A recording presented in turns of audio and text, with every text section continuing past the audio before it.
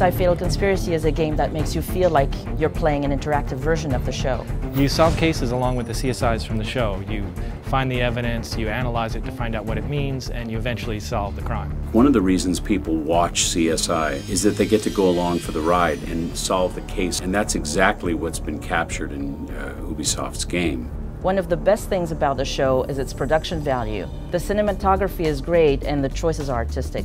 They never use white light, they use blue lights and green and yellows, and we try to do that with our lighting as well. Making a CSI game is all about immersion. We want the player to feel like they're in an episode of the show. Just like in the show, in the game, the crime scenes in the lab are where most of the action takes place. We took a lot of reference stills from the show in order to recreate the lab as accurately as we could.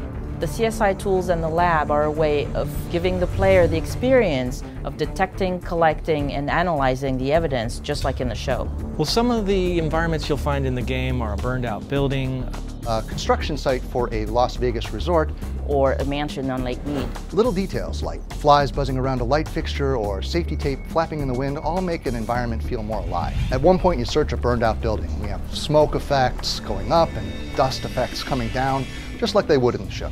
I know that fans who write me about CSI really write with this intention that they like to involve themselves in it. And this takes them that next step to get in it. The game takes place in Las Vegas and the surrounding area. So if we find some plant material in someone's shoe and it leads us somewhere in Nevada, we need to make sure that that plant actually exists there. This flower is native to Nevada, but it's rare.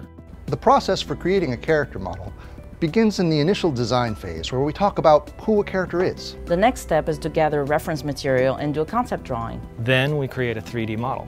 One of the first questions we ask before animating is, what does a character's voice sound like? The voice needs to fit the character. This is a setup. I'm being framed. Having the actual actors from the show voice their characters really helps the player to feel immersed in the game. I think it's magical, especially in a game like CSI, to hear the characters' voices. Oh, I almost forgot. There's a shard of some kind embedded in the back of her left hand. I left it for you to collect. No one knows the CSI Las Vegas universe better than the story writers and producers that created it. This is the first CSI game to have an overarching story that develops across all the cases. There are so many ways to get to the final solution, and everybody's different. That's a lot like life, which I dig. Are you familiar with Beatrice Salazar? Everyone has a price, and I own them all. You get closer and closer to solving the larger case that you don't solve until the end of the game. That makes all the cases more interesting because it relates to the bigger picture. Playing the game is like being in the show. It's like expanding the show experience into an interactive experience. You get to interact with the same kind of compelling storylines that you find in the show. Playing CSI Fatal Conspiracy places you in the show. You're collecting evidence, you're finding out what it means, you're interrogating suspects, and eventually you're solving the crime.